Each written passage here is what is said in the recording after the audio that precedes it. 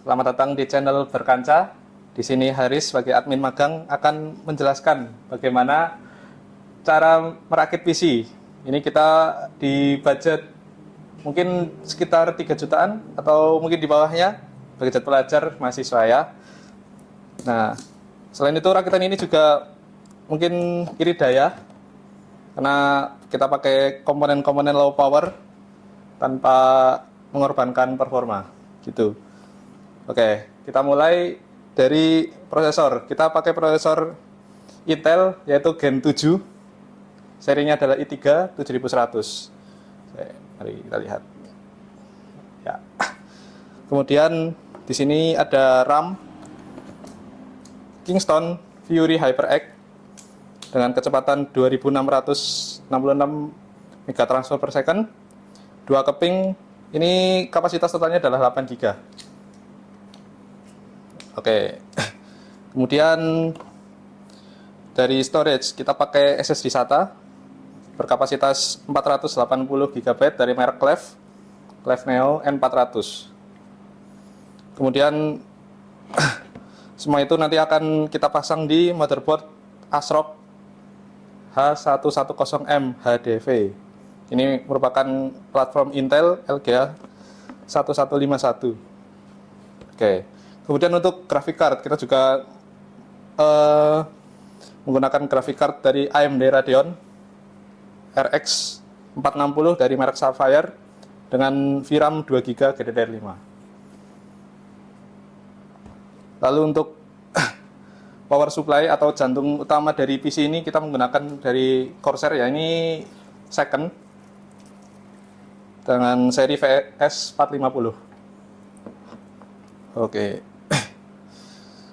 Lalu untuk casing ya kita karena mungkin kita tahu lah ya, anak kos itu ruangannya nggak selebar di rumah atau kita pakai casing MATX standar.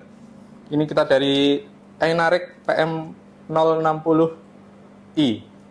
Ini bisa support mobile MATX dengan 4 slot RAM, PSU-nya juga PSU ATX, dan ada slot VGA, ada 4 ya, bisa menggunakan VGA dual fan atau triple fan di batas di 300 atau 30 cm. Oke, langsung saja kita mulai rakitnya. Mas, Pak.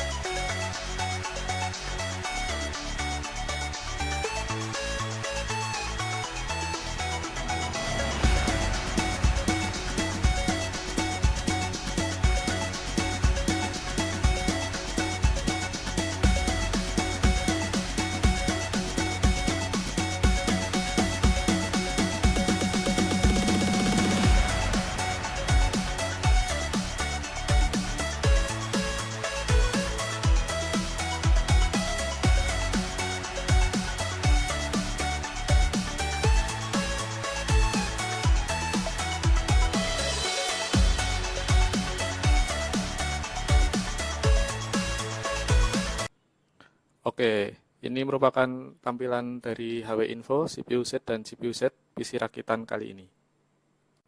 kita telah melakukan tes Cinepen R23 dengan skor multicore di 2419 dan single core di 972. Kita juga menguji benchmark VGA dengan menggunakan Unigine Heaven benchmark, mendapatkan skor di 1567 dan FPS di 62,2. Kemudian superposition kita juga mendapatkan skor di 3100 dengan suhu VGA maksimal di 63 derajat. Melakukan pengujian game, kita menggunakan game CS2 yang ada di Steam, menggunakan settingan low, campuran, dan kita mendapatkan FPS di angka 50 hingga 60 FPS.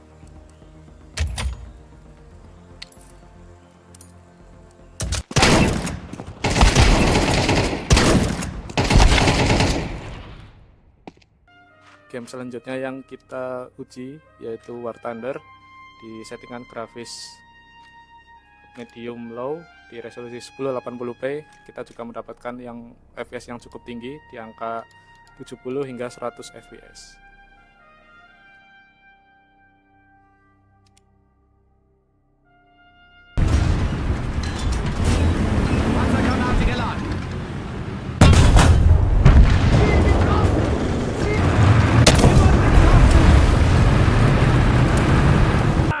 Game selanjutnya yang kita tes adalah GTA 5 di settingan high resolusi 1080p.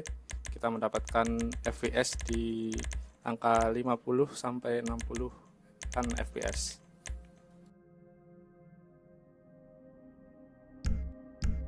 Don't blow yourself up. Listen up. M, get these assholes in the closet. Hey!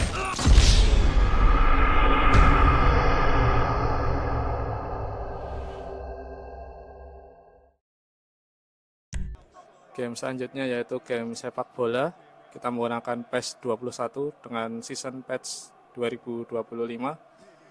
Kita mendapatkan FPS yang cukup stabil di sini di angka 60 hingga 70 tergantung dari monitor yang teman-teman gunakan karena phishing-nya nyala. On the way here pretty promptly. Plays a delicate ball. Oh, that's a foul. Free kick's been given.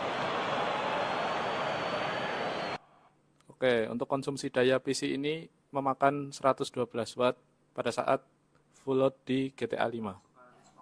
Kita masuk ke list komponen yang kita gunakan pada rakitan kali ini. Untuk motherboard kita menggunakan motherboard H110M, CPU i3 7100, RAM 8GB, dan VGA RX 460. Ini kondisinya second, mix dengan casing yang baru. Lalu untuk opsi upgrade kita cukup banyak di sini, menggunakan kita dapat di upgrade RAM menjadi 16 GB, kemudian prosesor kita bisa naik ke i5 Gen 6 atau Gen 7, cooler bisa menggunakan Highsave Tower, dan VGA bisa naik ke 1050 Ti. Oke guys, kita sudah melihat hasil rakitan dan tes-tes game di segmen sebelumnya.